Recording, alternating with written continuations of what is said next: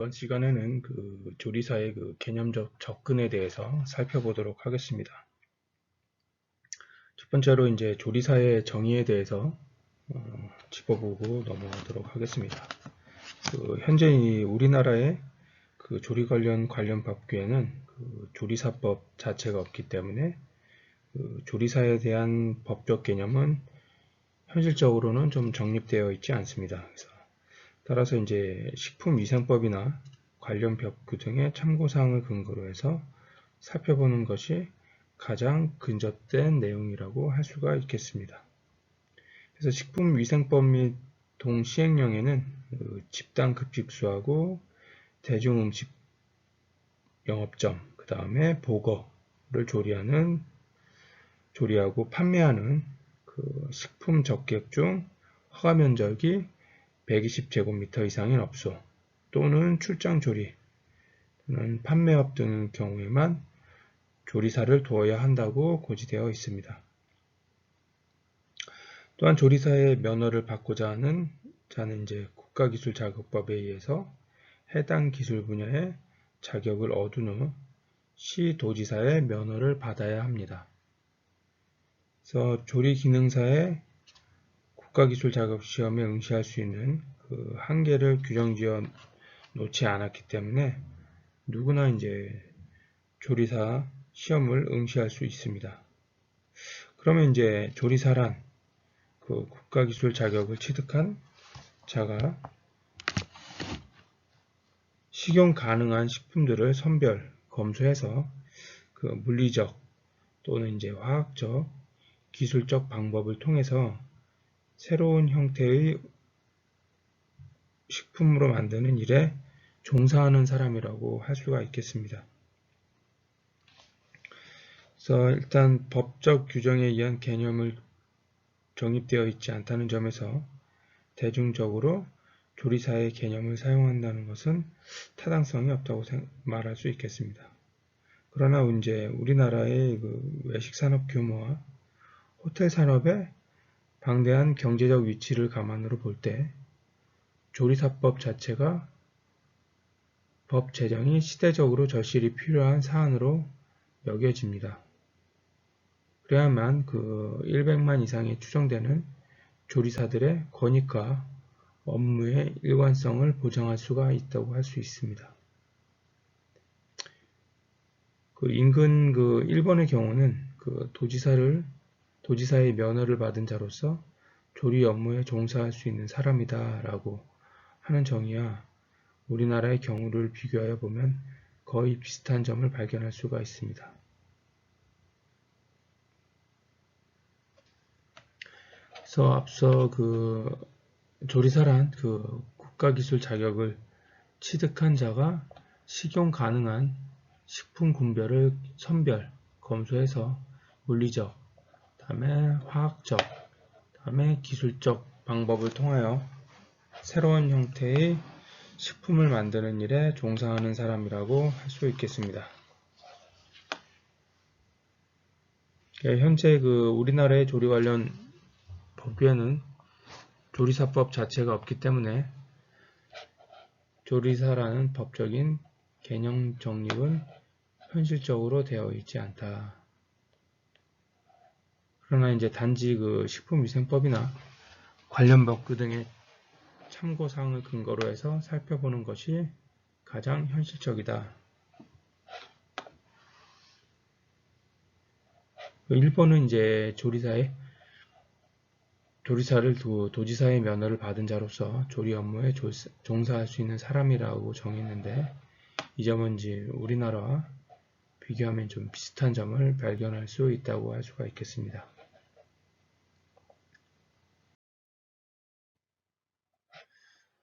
다음은 조리사의 자격 이론에서 한국의 경우는 어떤지, 그 다음에 조리사의 결격 사유는 어떤지 한번 살펴보도록 하겠습니다. 한국의 경우는 이제 식품위생법 및 동시행령 시행규칙에 규정되어 있는 내용에 따르면 식품 적객 영업자와 집단 급식소의 운영자는 조리사를 반드시 두어야 한다. 또한 관광진흥법 및 시행령, 시행규칙에 의한 관광 숙박업의 등록 기준에 의하면 관광호텔과 관련 업소의 주방에는 조리사 면허를 취득한 자만이 종사할 수 있도록 규정하고 있다. 그렇기 때문에 식품을 직간접적으로 관리하고 조리할 수 있는 주방은 식품의 위해 여부에 관계되는 중요한 부서임과 동시에 이곳에서 종사하는 그 조리사의 역할은 좀 매우 중요하다고 할 수가 있겠습니다. 조리를 담당하는 그 조리사의 자격 기준과 업무 성격이 명확하게 설정되어야 하는 것이 급선무라고 할 수가 있겠습니다. 그래서 조리 업무를 담당하는 이 조리사의 자격 등급은 조리 기능장과 조리 기능사로 구분하고 중간에 이제 조리 산업 기사가 있죠. 그 다음에 특히 이제 정신질환자나 그 정신지체자, 또 전염병 환자, 마약, 기타, 약물 중독자와 같이 결격 사유에 해당하는 자는 조리사가 될 수 없는 엄격한 법적 규제가 있습니다. 그러나 이제 조리사들의 업무 규정이 이제 명확하지 않다는 점이 차후 우리나라가 풀어가야 할 매우 시급한 과제라고 할 수가 있겠습니다.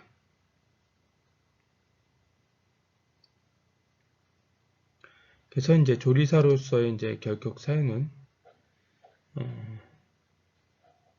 정신질환자 또는 심신박약자, 그래서 예를 들어서 마약이라든지 아편이라든지 그다음에 대마초, 이제 삼극적으로 이제 복용환자나 흡연한 자, 그다음에 소행이 현저하게 불량한 자, 법 규정에 따라 조리사의 취소 처분을 받은 후 1년이 경과되지 않은 자가 되겠고, 그 다음에 이제 정신병 환자, 소화기계 전염병 환자라든지, 그 다음에 결핵 및 성병, 피부병, 그 화농성 질환, 이런 질환자를 갖고 있는 사람이 식재료를 만졌을 때 또 이제 고객에게 2차적인 간염을 유발할 수가 있겠죠. 그 다음에 B형 간염이라든지 후천성 면역결핍증, 이런 전염병 환자들은 그 업무를 할 수가 없겠죠. 그 다음에 상습적인 이제 마약자라든지 약물 중독자, 그 다음에 자격 기준에서 조리사의 결격 사유가 되는 자는 업무를 할 수가 없다. 그 다음에 이제 조리사를 담당하는 조리사의 자격 등급은 조리 기능장이 이제 있겠지만, 그 다음에 조리 기능사, 중간에 이제 조리 산업기사로 구분하고 있으면서 정신질환자나 정신지체자, 전염병 환자, 마약, 약물 중독자 결격 사유가 확실하게 엄격히 법적 규제로 근무를 못하게 하고 있습니다. 그래서 이제 조리 기능장의 그 자격 기준을 보면은 조리 기능사 자격을 취득한 후 그 해당 직종에서 7년 이상 그 실무에 종사한 자, 경력이 있는 자가 이제 지원을 할 수 있고요. 그 다음에 동일 직무 분야에서 전공한 그 전문 대학 이상의 졸업자 등으로 이제 조리 기능사 자격을 취득한 후 당해 직종에서 5년 이상 실무에 종사한 자. 다음에 이제 식품 또는 식품 첨가물 종사자는 위생 종사자의 건강 진단 규칙에 정하는 바에 따라 정기적인 이제 건강 진단을 받아야 됩니다. 그러면 이제 건강 진단을 받은 결과 타인에게 이제 위해를 끼칠 우려가 있는 병명이 인정되는 자는 어떠한 영업에라도 종사하지 못한다는 규정은 국민보건 및 건강 증진에 위하여 안전을 위한 것이라고 할 수가 있겠습니다.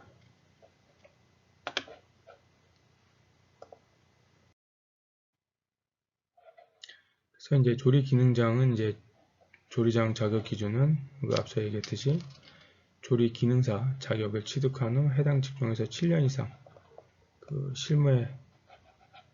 실무 경력에 이제 종사한 자.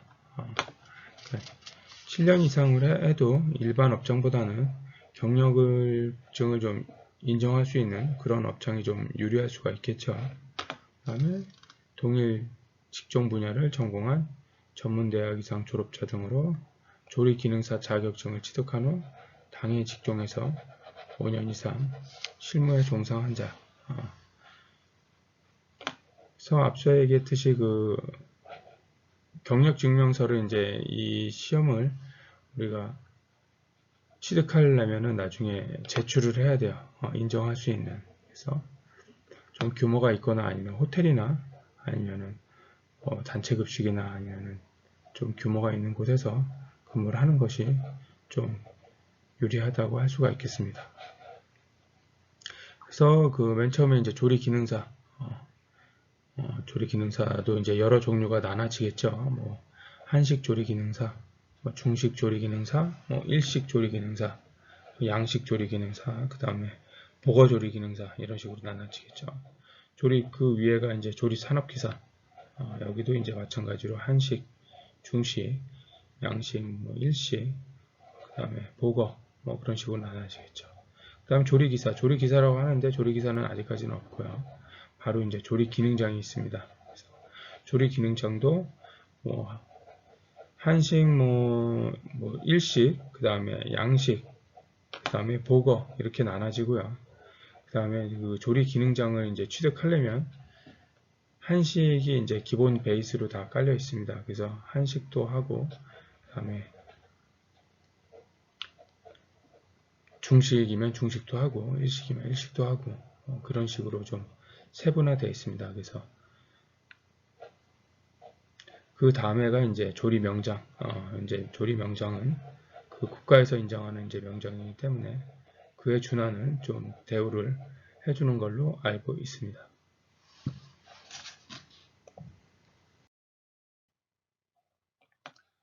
그래서 이제 가까운 좀 일본을 살펴보면 그 일본의 경우는 이제 우리나라와 달리 그 직접적인 조리사법이 공포되어 시행되고 있기 때문에 구체적이고 이제 좀 세분화된 조리사에 대한 자격 요건이 좀 명시되어 있습니다. 그래서 조리사가 될 수 없는 구체적이고 세분화된 결격 사유에 대해서 살펴보면은 이제 다음과 같습니다. 정신질환자, 마약, 대마초, 흡연한 자, 그 다음에 이거는 저희하고 좀 비슷하죠. 그 다음에 소행이 현저하게 불량한 자, 그 다음에 법 규정에 따라 조리사 면회 취사 처분을 받은 후 1년이 경과되지 않은 자, 또한 이제 그 면허를 취득한 자는 그 학교교육법 고등학교 입학 자격의 규정에 따라 정부에서 지정하는 조리사 이제 양성 시설이 있습니다. 그래서 1년 이상 조리나 그 영양, 위생에 관한 이제 조리사가 되는데 필요한 그 지식과 기능을 이제 습득한 자로서 이제 가능하다라고 할 수가 있겠습니다. 그리고 이제 학교교육법의 규정에 위배되지 않은 자로서 이제 다수인에게 그 음식물을 조리하여 공급하는 시설이나 영업의 후생성이 규정한 결격 사유가 없는 사람으로서 2년 이상의 조리 업무에 종사한 후 그 조리사 시험에 합격을 해야만 면허를 취득할 수 있는 엄격한 자격 기준을 두고 있습니다. 그 반면 이제 조리 업무 과정에서 식중독이나 기타 위생상의 중요한 사고를 발생시켰을 때에는 지체 없이 자격을 취소하는 규정을 하고 있습니다. 그래서 이만큼 그 일본에서는 조리사의 자격 기준을 엄격하게 규정해서 조리사의 질을 향상시키고 있으며 자격 기준에 따라 결격 사유가 없이 종사하는 조리사에 대한 권익 보장과 법적인 제도가 뒷받침하고 있는 것이 특징이라고 할 수가 있겠습니다. 그래서 이제 그 일본의 경우에는 이제 우리나라와 달리 직접적인 조리사법이 이제 공포가 됐습니다. 그래서 시행하고 있고, 그 다음에 조리사에 대한 구체적이고 좀 세분화된 자격 요건이 이제 명시되어 있다라고 할 수가 있겠습니다. 그래서 조리사의 결격 사유는 우리와 마찬가지로 정신질환자 또는 마약, 아편, 대마초 등을 상습적으로 복용한 자나 흡연한 자는 근무를 할 수가 없다 라고 할 수 있고, 그 소행이 좀 현저하게 좀 불량하고 그런 자들은 근무를 할 수가 없다고 할 수가 있겠습니다. 그 다음에 그 법 규정에 따라 조리사 면허의 취소 처분을 받는 자는 1년이 경과되지 않은 자, 받은 후 1년이 경과되지 않은 자는 취업을 할 수 없다 라고 할 수가 있겠습니다.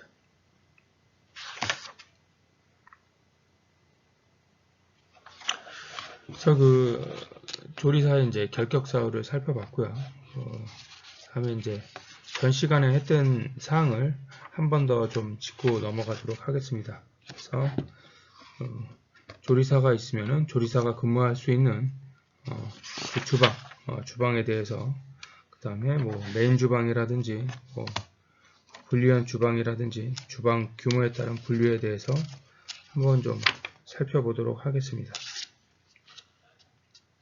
그래서 일반적으로 이제 주방은 규모나 이제 기능, 역할에 따라서 그 영업 형태에 따라 이제 분류를 하는데, 규모에 따라서 이제 호텔로 따지면 2급 이하의 호텔 주방, 소규모 주방, 1급 이하의 중규모 주방, 그 다음에 특이급 이상의 대규모 주방으로 이제 나눠집니다. 그래서 그 중심 지원 주방에는 이제 메인 프로덕션 키친이라고 하죠. 그래서 더운 음식을 만드는 주방. 그래서 더운 음식은 그 핵심 주방으로서 보통 이제 메인 주방이라고 일컫습니다. 그래서 더운 음식을 만들고, 그래서 그 더운 음식에서는 이제 저장 창고가 있겠죠. 그래서 저장 창고가 있고, 기초 식재료를 이제 다듬고, 그 다음에 로스팅도 하고, 포칭도 하고, 브레이징도 하고, 보일링도 하고, 그 다음에 브랜칭도 하고, 스티밍도 하고, 그 다음에 디프라잉, 그 다음에 소테닝, 베이킹, 브로일링, 그릴링, 그 다음에 주로 이제 스토브를 좀 사용을 하고, 그 다음에 스탁도 끓이고, 그 다음에 스프나 소스, 그 다음에 야채 같은 거를 데운다든지 해서 그 업장 주방에 지원하는 역할을 합니다. 또 반대로 이제 차가운 음식을 만드는 그 콜키친이라고 하죠. 그래서 고객에게 이제 제공되는 모든 조리를 이제 더운 요리라도 이제 차갑게 만들어서 영업 주방에 이제 지원하는 주방이라고 할 수가 있겠습니다. 그래서 차가운 음식은 이제 그릇에 담는 음식의 모양이나 색상, 조화, 그 중요시하는 요리이기 때문에 청결해야 되고, 그 다음에 작업대 높이 및 조명 시설이 매우 적합해야 한다고 할 수가 있겠습니다.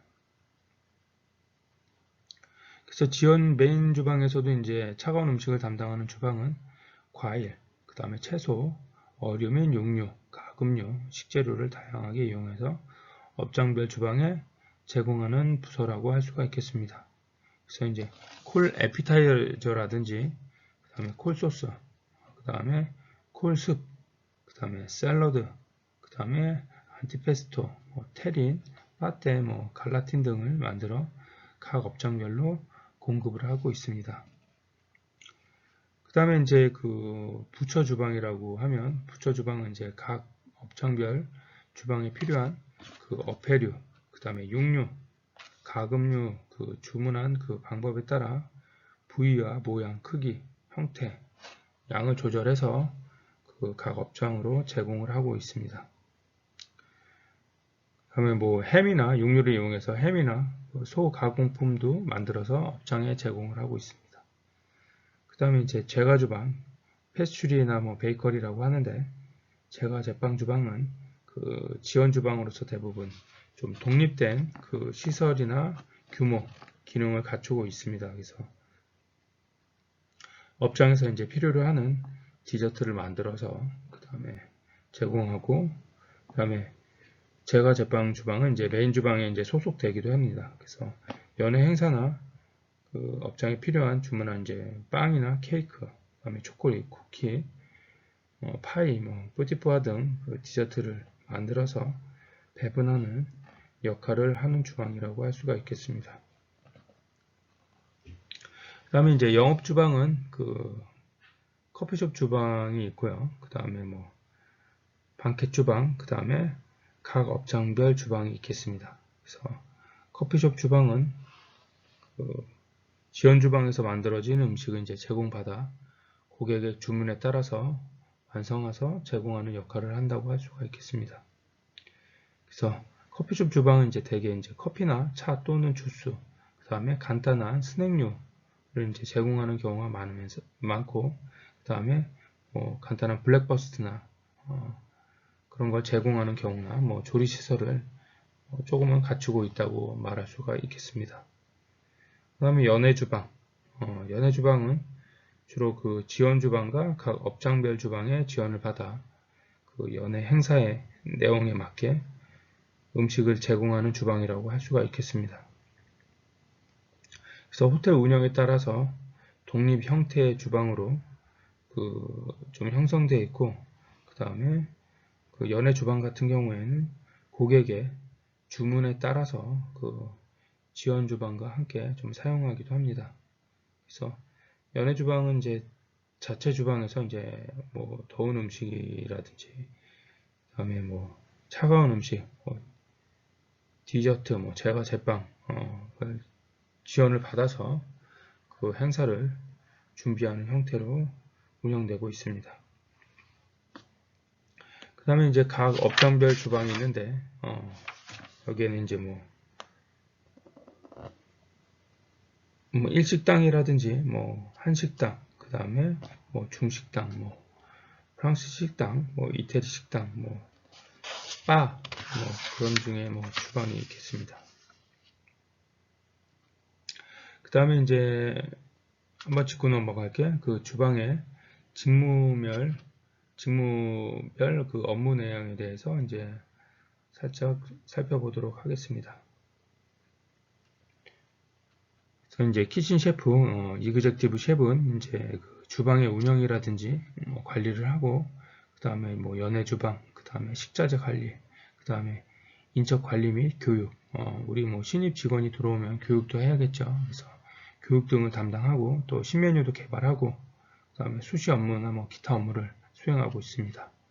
그 밑에가 이제 어시스트 수셰프인데, 이그젝티브 수셰프라고 하죠. 그래서 주방 및 이제 기물 관리도 하고, 그 다음에 식자재 관리, 그 다음에 반출이나, 그 다음에 조리 준비 및 가공, 그 다음에 방켓이나 패스트리 업무를 하고, 주방장 업무를 보조하는 역할을 합니다.